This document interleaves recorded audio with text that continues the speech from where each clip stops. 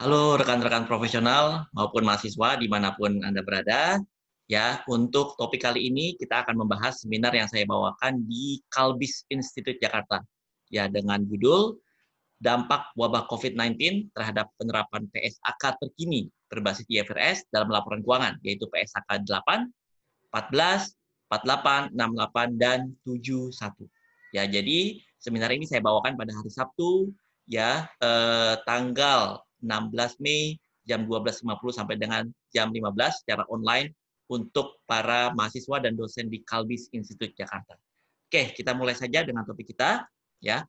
Oke, data dunia dan Indonesia per 16 Mei 2020 terkait dengan COVID-19, ya, dari World Do Matters Info.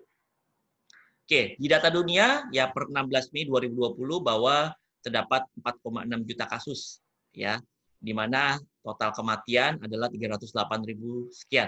Ya, sementara di Indonesia sendiri ya total cases sampai dengan 16 Mei sekitar 16.496 kasus dengan total kematian adalah 1.076, di mana yang sembuh adalah 3.800 sekian. Ya, jadi cukup meningkat ya, meningkat secara drastis dari pertama kali diumumkan ya. Oke.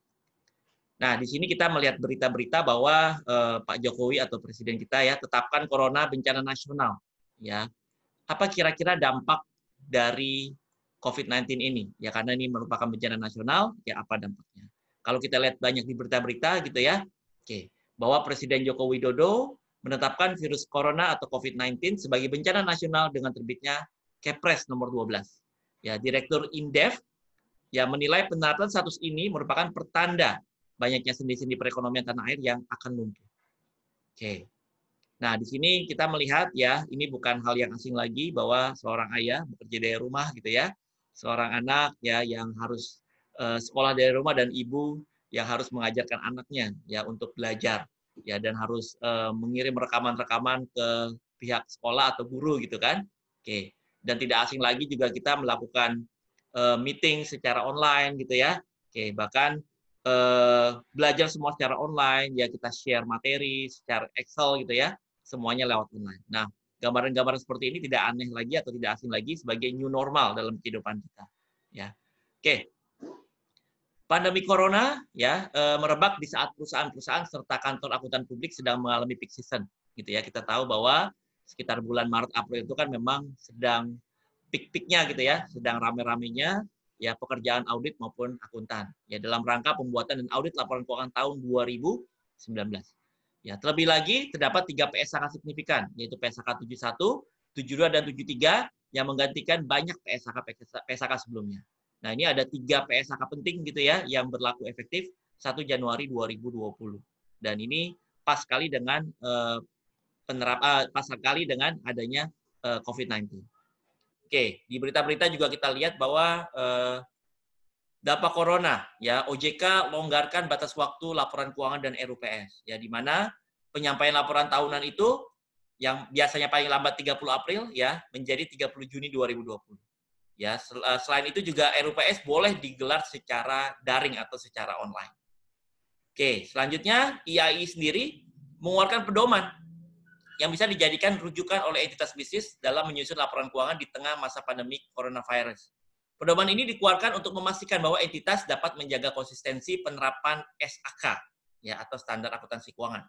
Press release-nya ini ya kita lihat judulnya itu dampak pandemi COVID-19 terhadap penerapan PSAK 8. Peristiwa setelah periode pelaporan dan PSAK 71 instrumen keuangan. Ya, dalam sesi kali ini kita tidak hanya membahas PSAK 8, 71 juga kita akan membahas PSAK 14 yaitu persediaan, PSAK 48 yaitu penurunan nilai dan PSAK 68 yaitu nilai wajar ya. Oke. Nah, ini kalau kita googling gitu ya banyak sekali berita-berita terkait dengan dampak pandemi COVID-19 ini ya, terkait dengan regulator mereka mengeluarkan press release gitu ya. Selain IAI, lalu ada OJK, bahkan di pajak pun ya mengeluarkan relaksasi-relaksasi. Ya. Oke. Kita tahu bahwa DSAK IAI mengeluarkan yang namanya kerangka konseptual pelaporan keuangan ya atau conceptual framework of financial reporting ya atau kita singkat dengan KKPK ya. Dalam KKPK itu sendiri kita tahu ya bahwa dalam laporan keuangan itu ada kualitas ya, kualitas yang pertama itu adalah kualitas fundamental, ya, atau primary. Ya, kualitas primary-nya itu salah satunya adalah di sini adalah relevansi. Selain relevansi ada materialitas dan ada representasi tepat. Nah, dalam pandemi COVID ini ya terkait dengan kualitatif ini yaitu ya mungkin kita melaporkan laporan keuangan tetap harus relevan gitu ya dengan kondisi yang sekarang. Ya, jadi laporan keuangan itu harus relevan dan representasi tepat atau faithfulness representation. Ya, apalagi di dampak COVID-19 ini harus tercermin tuh, misalnya dalam laporan, apakah harus tercermin dalam laporan keuangan. Oke, selain itu ada karakteristik kualitatif peningkat, ya, atau secondary atau enhance gitu ya, enhance quality, ya ada keterbandingan, keterverifikasian, ketepat waktuan, keterpahaman. Ya, oke, kita lanjut lagi. Nah, karakteristik yang utama itu adalah laporan keuangan itu harus relevan. Ya, kalau relevan itu berarti dia harus apa? Relevan itu kalau kita lihat di sini gambarnya, ya, berarti relevan itu dia bisa memberikan yang namanya predictive value, betul nggak? Ya, dia harus memberikan nilai bahwa laporan keuangan itu bisa membuat kita sebagai pembaca membuat prediksi di masa depan. Nah, itu berarti laporan keuangan itu dikatakan sebagai laporan keuangan yang relevan.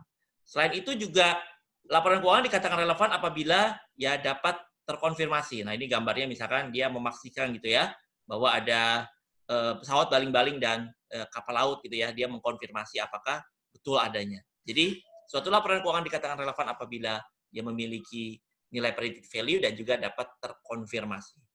Nah, kita lihat dulu sekarang. Nah, ini kita sering dosen-dosen akuntansi Indonesia kan itu menggunakan buku-buku KISO gitu ya. Oke, kalau kita lihat di sini di buku-buku KISO itu sama tadi faithfulness representation. Kalau tadi adalah relevan, sekarang adalah kebenaran dalam penyajian ya. Oke. Dikatakan laporan keuangan itu adalah faithfulness representation apabila apa? Apabila dia complete, netral dan juga free from error ya. Oke, faithfulness representation berarti means that the number and description match what really exists or happen. Nah, ini cocok sekali gitu ya dengan kondisi pandemik sekarang bahwa laporan keuangan itu harus ya secara benar disajikan. Ya, yaitu dia benar-benar mendeskripsikan gitu ya, menunjukkan match dengan apa yang terjadi sekarang. Ya, oke, ini sering sekali kita lihat gitu ya. Ini berkali-kali mungkin sebagai dosen kita mengajar ini gitu ya, kerangka konseptual. Nah, itu ada di level yang kedua ya, ada fundamental quality. Ya, tadi kita bahas adalah yang representasi tepat dan juga relevan. Ya, berarti sangat tepat sekali ya. Kita harus menyajikan laporan keuangan secara tepat ya, secara dan juga secara relevan ya di kondisi yang sekarang. Supaya apa? Supaya informasi tersampaikan dengan baik kepada para pembaca sehingga pengambilan keputusan juga tepat.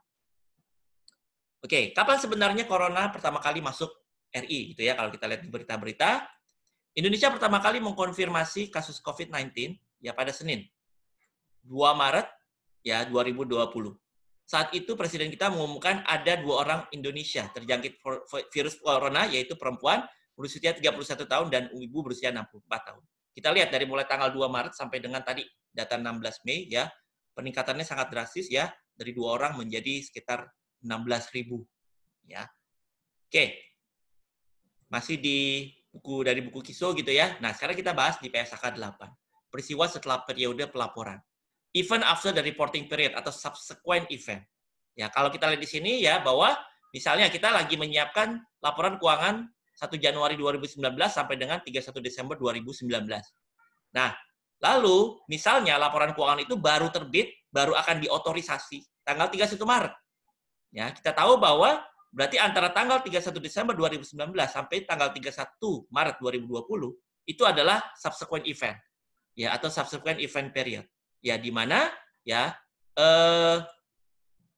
dalam subsequent itu ternyata ya ada pandemi corona, betul nggak? Ya, pandemi corona itu terjadi di subsequent event. Nah, sekarang ya. Nah, sekarang kalau kita mengetahui bahwa dalam standar dalam PSAK 8, kalau apabila ada transaksi-transaksi di subsequent event itu kan ada yang pertama, ya, event that provide additional evidence about condition that exists at the statement of financial position. Jadi peristiwa-peristiwa yang seharusnya itu adalah eksis di tanggal 31 Desember. Apakah peristiwa tadi itu ya apakah corona itu eksis di tanggal 31 Desember 2019? Ya, atau event that provide evidence about condition that didn't exist. Ya, apakah corona itu adalah sesuatu yang sudah eksis tanggal 31 Desember 2019? Ya, karena kalau misalkan dia harusnya eksis di tanggal 31 Desember, kita baru tahunya ya di subsequent itu ya berarti itu kan adalah ya peristiwa-peristiwa yang harus kita sesuaikan di tanggal 31 Desember. Tapi apabila tidak, ya tidak eksis, ya kita tidak perlu menyesuaikan, ya. Oke. Nah, di sini kita lihat ya di berita-berita bahwa ada viral ya gambar barang-barang berjamur di pusat perbelanjaan ya di Malaysia yang telah tutup 2 bulan. Ya, kita lihat di sini ya. Nah, ini. Nah, ini barang-barangnya sudah berjamur gitu ya. Ini kan baru diketahui kejadian ini kan berarti mungkin di subsequent event-nya gitu kan di bulan Maret atau bulan April. Ya. Apabila barang-barang ini tercatat dalam laporan keuangan 31 Desember 2019, apakah kita harus menyesuaikan kalau begitu? Nah, kita lihat bahwa kita tahu dalam PSAK 14 kita menerapkan yang namanya apa? LCNRV, betul nggak? Lower Cost Net Realizable Value. Ya, oke. Dalam NRV itu apa itu NRV? Jadi mana nilai yang lebih rendah, betul nggak? Antara harga jual ya dengan cost originalnya. Ya, apabila harga jualnya itu cenderung turun, ya karena diakibatkan misalkan barang-barang itu udah usang gitu ya. Oke, berarti artinya harga jual itu turun di bawah harga original. Nah, disitulah berarti nanti kita akan menggunakan yang pasti LCNRV. Mana yang lebih rendah antara cost atau NRV-nya. Nah, NRV itu sendiri apa? Harga jual dikurangi dengan biaya untuk penyelesaian dan juga cost to sell. Ya, misalkan inventory kita itu tadi misalkan 1.200 cost-nya. Selling price-nya misalkan 1.000. Ya. Oke, cost to complete 50, cost to sell-nya 150. Misalkan tadi barang-barang yang berjamur itu ya original cost-nya 1.200. Ya, harga jualnya 1.000, cost to complete. Jadi 50 itu misalkan biaya untuk membersihkan jamur-jamur tadi. Ya, lalu ada biaya penjualan ya. Dia harus terkait dengan biaya-biaya penjualan, misalkan biaya administrasi penjualan, dia harus kirim barangnya ya dan seterusnya itu 150. Ya, ada ongkos kirimnya 150 yang ditanggung oleh penjual misalnya. Nah, sehingga NRV-nya berapa? 800. Sementara tadi cost of inventory-nya 1.200. Berarti yang kita pilih adalah yang 800, betul nggak? Jadi kita bandingkan antara 800 dan 1.200, kita pilih yang 800. Sehingga jurnal yang kita pakai adalah loss pada inventory. Ya. Oke, seperti itu. Kalau memang ya berarti ini adalah jurnal yang kita pakai, yang kita gunakan sekarang. Ya, bukan jurnal yang kita adjust di tanggal 31 Desember 2019. Nah, sekarang seperti tadi, pertanyaannya adalah apakah persediaan yang rusak selama masa corona Maret-April 2020 yang tercatat dalam laporan 31 Desember perlu disesuaikan? Sementara laporan keuangan 2019 baru akan diotorisasi pada, misalkan katakanlah 30 April gitu ya, 2020. Nah, jawabannya adalah peristiwa kerusakan persediaan pada Maret sampai April 2020 bukan merupakan peristiwa penyesuai laporan keuangan 31 Desember karena peristiwa tersebut tidak eksis pada tanggal 31 Desember 2019. Nah, lalu penyesuaian itu perlu kita lakukan pada saat terjadinya kerusakan aja, ya, yang akan muncul di laporan keuangan 2020. Jadi kita tidak perlu menyesuaikan yang 31 Desember 2019. Seperti itu jawabannya ya. Nah, peristiwa-peristiwa penyesuaian itu ya itu adalah misalnya kalau misalkan ya kebangkrutan pelanggan itu terjadi gitu ya setelah periode pelaporan. Nah, itu harusnya kan peristiwa ini eksis di 31 Desember tahun lalu gitu ya. Dan juga misalkan ada penurunan persediaan setelah periode pelaporan mungkin memberikan bukti tentang NRV pada akhir periode pelaporan. Nah, ini apabila memang harusnya ini adalah kejadian ini eksis di 31 Desember, cuman kita belum aware, kita baru tahunya di subsequent event. Itu barulah yang harus kita sesuaikan. Oke, nah ini press release ya, dampak COVID-19 terhadap penerapan PSAK 8 yang terkait dengan PSAK 14. Nah, itu tadi udah kita bahas ya, bahwa itu bukan merupakan peristiwa penyesuai ya untuk 31 Desember 2019. Oke, nah sekarang pengukuran nilai wajar atau PSAK 68 ya. Oke, kita tahu bahwa definisi nilai wajar adalah apa? Harga yang akan diterima untuk menjual suatu aset yang akan dibayar untuk mengalihkan suatu liabilitas dalam transaksi teratur antara pelaku pasar pada tanggal pengukuran. Nah, itu adalah definisi dari nilai wajar. Oke. Nah, bagaimana pengukuran nilai wajar di masa pandemik ini? Ya, kita tahu bahwa pengukuran nilai wajar adalah untuk menentukan harga di mana transaksi itu teratur. Ya, akan terjadi di antara pelaku pasar dalam kondisi pada tanggal pengukuran. Ya, nilai wajar diukur dengan mempertimbangkan informasi pada tanggal pelaporan dan tidak memasukkan informasi memuat prediksi masa depan. Jadi nilai wajar itu bukan nilai masa depan, tapi nilai yang sekarang pada tanggal pengukuran. Kita kita tahu bahwa ada hierarki pengukuran nilai wajar, ya. Ada hierarkinya, yaitu level 1, level 2, dan level 3. Level 1 itu berarti yang langsung kita quoted dari market, misalkan harga pasar saham. Level 2 itu dari market juga, tapi nggak quoted, misalkan harga tanah gitu ya. Nah, itu kan harga pasar. Kalau level 3 berarti yang tidak quoted, ya berarti bukan level 1 dan 2, dan itu kita udah mulai memerlukan yang namanya ya jasa penilai. Ya, memang udah sulit untuk kita tentukan. Ya.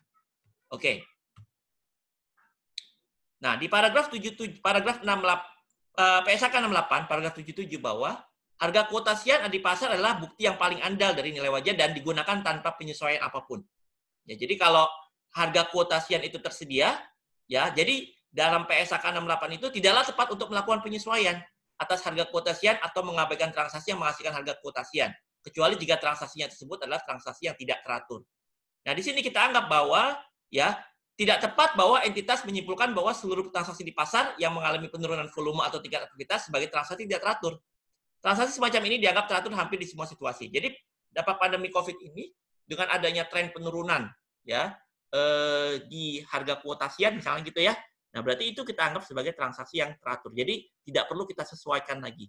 Ya, jadi apa yang ada di pasar, nah itulah berarti harga kuotasian ya di mana transaksi dilakukan ya secara teratur. Ya, karena memang trennya itu seperti itu. Ya, oke. Nah, kita juga harus mempertimbangkan yang namanya level instrumen per instrumen. Ya, jadi mungkin satu instrumen dengan instrumen lain itu bisa berbeda. Ya, karena setiap instrumen dapat memiliki kesimpulan analisis yang berbeda. Ya, jadi bisa aja kita sesuaikan. Ya, kalau misalnya adalah kita mau menilai sesuatu yang bukan quoted misalnya, tapi menggunakan level 3. Nah, itu dampak COVID-19 bisa kita masukkan ke situ. Ya. Nah, ini sama ya, kita lewatkan saja, tadi udah saya jelaskan. Nah, sekarang kita masuk ke PSAK 8.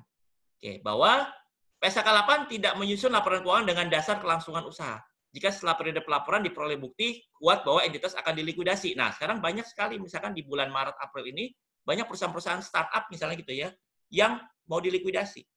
Gitu, karena sudah tidak kuat lagi dengan pandemi seperti ini, karena penurunan penjualan yang drastis gitu ya. Oke, berarti, nah ini adalah berarti ini pengecualian bahwa kita harus membuat laporan keuangan yang 31 Desember 2019 itu atas dasar kelangsungan usaha.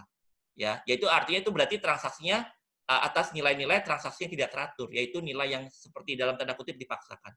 Ya, jadi misalkan nilai aset gedungnya atau nilai peralatannya itu kan otomatis harus dijual secara paksa untuk bayar gaji karyawan yang akan di PHK, ya karena perusahaan akan dilikuidasi. Nah, itu berarti laporan keuangannya disusun atas dasar atas dasar kelangsungan usaha. Yaitu seperti persyaratan pengungkapan dalam PSAK 1. Ya. Oke. Nah, sekarang kita bahas untuk PSAK 71 instrumen keuangan. Ya, kita tahu bahwa instrumen keuangan itu adalah contohnya adalah salah satunya adalah apa? Piutang, betul nggak? Ya, piutang usaha. Instrumen keuangan utama, kita tahu bahwa instrumen keuangan utama itu salah satunya adalah piutang usaha. Ya. Untuk contoh-contoh lain ada cash on bank, piutang, utang usaha, investasi di saham, dan obligasi. Ya, oke. Nah, sekarang yang akan kita tekankan adalah di masalah piutang. Oke, atau nanti terkait dengan yang namanya cadangan kerugian piutang atau KKE gitu ya, kerugian kredit ekspektasian. Oke. Bahwa di PSAK 71 ya kita lihat di sini, piutang itu ya apalagi di perusahaan-perusahaan pembiayaan ya seperti perbankan gitu ya atau perusahaan pembiayaan itu kan pasti dominasinya adalah piutang yang diberikan. Piutang itu kan ada 3 level. Level 1 atau stage 1, stage 2, dan stage 3. Kita lihat di sini, stage 1 berarti artinya apa? Stage 1 itu berarti artinya piutang kita itu performing, jadi nggak ada masalah, lancar-lancar aja. Stage 2 itu sudah mulai ada kenaikan resiko, misalkan udah mulai telat-telat bayar gitu ya. Oke, stage 3 itu berarti yang udah terjadi impairment, yang biasanya itu misalkan udah lebih dari 90 hari telatnya. Nah, di PSAK 71 itu, baik level 1, level 2, level 3, ya, itu harus dicadangkan. Berapa estimasi KKE-nya, kerugian kredit ekspektasian. Ya. Oke, jadi artinya lancar pun harus dicadangkan. Jadi spiritnya seperti itu. Nah, selanjutnya ya, berarti kalau kita memiliki KKE ya baik lancar atau C1, 2, dan 3, beberapa asumsi yang sebelumnya kita gunakan pada saat pertama kali menerapkan model KKE sebelum pandemi COVID-19 atau yang telah ditetapkan sebelumnya dalam hal entitas melakukan penerapan dini PSAK 71 mungkin tidak lagi relevan untuk kondisi saat ini. ya kan? Oke. Nah, kita perlu meninjau kembali. Kita perlu meninjau kembali model KKE yang kita gunakan. Karena mungkin model KKE kita gunakan kan sebelum mempertimbangkan yang namanya pandemi COVID-19 gitu ya. Oke, kita harus mempertimbangkan informasi wajar dan terdukung yang tersedia pada tanggal pelaporan dalam pengukuran KKE. Ya, oke. Jadi misalnya di sini kita harus melihat lagi, misalkan kita beli kelonggaran gitu ya, beli kelonggaran terhadap bunga, ya, jangka waktu, ya maupun pokoknya kita beli kelonggaran. Nah itu tidak otomatis misalkan kalau kita beli kelonggaran itu tidak otomatis misalkan debitur kita itu langsung terjun ke stage 2 yang tadinya lancar. Nah itu kita harus banyak mengconsider ya, mempertimbangkan professional judgment kita. Ya. Oke, jadi mungkin aja pandemi ini karena sifatnya sementara, ya jadi karena untuk saat ini aja kita berikan pelonggaran, ya bayarnya itu lebih longgar gitu ya dari sisi bunga, dicicilnya itu lebih lama, tapi bukan berarti dia otomatis turun ke stage 2. Ya, seperti itu. Pertimbangan-pertimbangan kita. Oke. Nah, berarti artinya apa? Kita memerlukan yang namanya professional judgment. Ya, entitas perlu melakukan identifikasi dan penilaian, ya, dan menggunakan pertimbangan dalam menentukan apakah debitur yang terdampak dapat kembali pulih dan memenuhi kewajiban kontraktualnya. Jika dampak COVID-19 tidak dapat tercermin dalam model, maka post-model overlay atau penyesuaian perlu dipertimbangkan. Jadi artinya ini kita sesuaikan lagi, nanti kita monitor misalkan di akhir tahun. Bahwa memang ternyata walaupun pandemi COVID ini misalkan sementara, tapi ternyata dia nggak pulih juga. Ya berarti itulah mungkin saatnya kita menurunkan dia kualitasnya dari stage 1 ke stage 2. Gitu loh. Ya, jadi ini memerlukan waktu dan memerlukan professional adjustment yang sangat tepat. Oke. Nah, sebagai akuntan itu kan kita sebagai the guardian-nya ya. Oke. Jadi profesi kita ini adalah profesi yang memang ya memerlukan banyak professional adjustment, ya di mana professional adjustment itu kita bisa peroleh dengan pelatihan, pengalaman, pendidikan yang mencukupi gitu ya. Oke. Nah, sekarang ini ada ringkasan eksekutif terkait dengan OJK, POJK nomor 11 ya. POJK nomor 11 tahun 2020 ya tentang stimulus perekonomian nasional sebagai kebijakan counter cyclical dampak penyebaran coronavirus disease 2019. Ya, POJK ini berlaku untuk bank umum konvensional, bank umum syariah, unit usaha syariah, bank perkreditan rakyat dan bank perkreditan rakyat syariah. Ya. Oke. Nah, di sini apa stimulus dari OJK? Debitur yang terkena dampak penyebaran COVID-19 termasuk debitur UMKM adalah debitur yang mengalami kesulitan untuk memenuhi kewajiban pada bank karena debitur atau usaha debitur terdampak pada penyebaran COVID-19 baik secara langsung ataupun tidak langsung pada sektor ekonomi antara lain pariwisata, transportasi, perhotelan, perdagangan, pengolahan, pertanian, dan pertambangan. Nah, di sini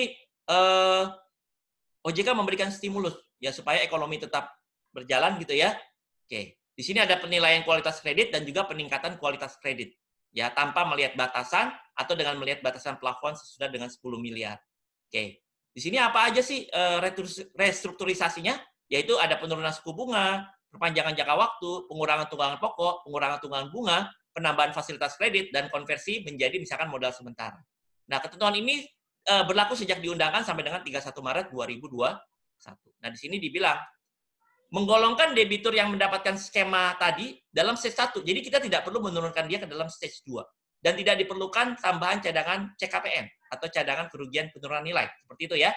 Jadi tidak serta-merta kita langsung menurunkan dia walaupun kita memberikan relaksasi atau tadi ya untuk menaikkan stimulus ekonomi kita longgarkan lagi, tidak otomatis mereka akan turun ke stage 2. Ya. Oke, tapi tetap kita melakukan identifikasi dan monitoring secara berkelanjutan serta berjaga tetap melakukan pembentukan CKPN apabila debitur yang telah mendapatkan fasilitas ya diperkirakan menurun karena terdampak COVID-19 dan tidak dapat pulih ya sejak COVID-19 itu berakhir. Gitu ya. Oke. Nah, sementara kalau untuk penurunan nilai juga sama ya. Kalau misalkan terjadi penurunan nilai terhadap bisnis ya, sampai-sampai misalnya perusahaan itu harus kolaps, harus dilikuidasi, ya kita menggunakan tadi yang PSAK 8 yang kelangsungan usaha tadi ya, bahwa kita harus membuat laporan keuangan yang 2019 yang sebelumnya itu ya, yaitu atas dasar kelangsungan usaha. Ya, kita bahwa penurunan nilai itu kan bisa terjadi secara bisnis maupun terjadi secara individual aset kita. Ya, kalau secara individual aset kan ya nilai terbawa kita bandingkan dengan recoverable amount.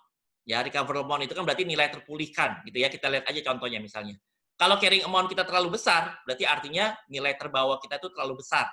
Ya, jadi kita penyajiannya itu kegedean gitu ya. daripada recoverable amount-nya. Sementara recoverable amount itu kan nilai terpulihkan itu dalam tanda kutip itu kan seperti nilai pasarnya gitu ya. Oke, nilai pasarnya lebih rendah daripada nilai carrying amount yang ada dalam laporan keuangan. Oke, ini misalkan kita lihat ya, kita punya aset dengan carrying amount 200.000 misalnya. Nah, ini ada nilai harga jual dikurangi dengan nilai penjualan 180, lalu ada nilai pakainya. Ya, nilai pakai itu kan berarti nilai sekarang dari cash flow yang akan ada di sisa umurnya kita jadikan nilai sekarang. Ya, itu mana yang lebih tinggi adalah menjadi recoverable amount 180.000. Nah, berarti nilai terpulihkannya lebih rendah daripada nilai terbawah. Berarti terjadi impairment, betul nggak? Sebesar 20.000. Berarti kita akan jurnal impairment loss gitu ya.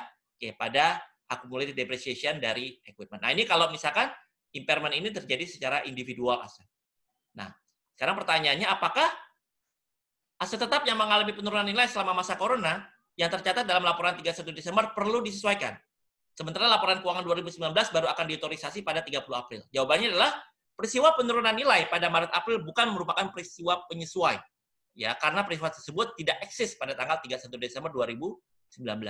Ya, penyesuaian perlu dilakukan pada saat terjadinya penurunan aset yang akan muncul dalam laporan keuangan 2020 yang dilakukan tes penurunan nilainya pada akhir tahun. Nah, ini juga kan biasanya tes penurunan nilai itu dilakukan secara annual basis. Ya, jadi kita jangan terlalu buru-buru gitu ya untuk langsung melakukan penurunan nilai. Nanti aja kita lihat di tanggal 31 Desember 2020. Karena ini di 31 Desember 2019 pun kita nggak perlu melakukan penyesuaian. Karena peristiwa ini bukan terjadi atau tidak eksis di tanggal 31 Desember 2019. Kecuali di Maret April kita penurunan nilainya secara bisnis. Ya, bisnis kita itu mau kita likuidasikan. Berarti itu tadi kita harus melakukan laporan keuangan, adjustment laporan keuangan 31 Desember 2019 dengan atas dasar kelangsungan usaha. Oke, baik, terima kasih. Cukup sekian materi dari saya. Ya, semoga berguna. Ya, sampai jumpa pada pertemuan berikutnya. Assalamualaikum warahmatullahi wabarakatuh.